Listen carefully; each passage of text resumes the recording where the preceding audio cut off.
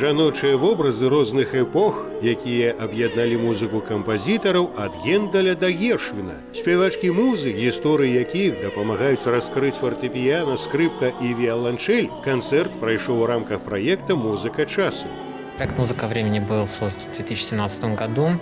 Цель его – это сделать искусство доступным для нашей белорусской публики. Проект включает очень много разнообразных музыкальных программ. Солистка Великого театра Татьяна Петрова выступала ў ролі задумлівай жанчыны з глыбокімі перажываннямі. Яна выконвала творы Генделя, Вольфа, Мусарскага, Рахманінова. Францужанку адыграла сапрана Ніна Мазуренко. У яе выкананні гучалі цыкл Франсіса Пуленка, музыка Клода Дебюсі, солістка Нацыянальнага музычнага акадэмічнага тэатра Наталья Дзяментьева была музай камедыі.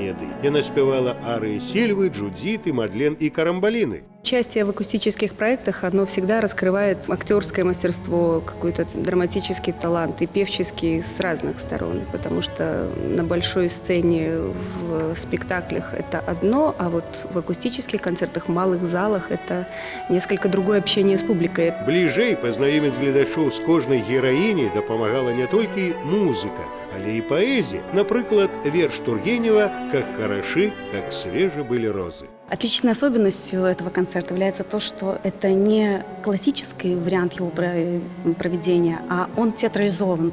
В нем есть мизансцены, в нем есть разные образы, в нем есть разная музыка, которая отражает состояние героев, их внутренние переживания.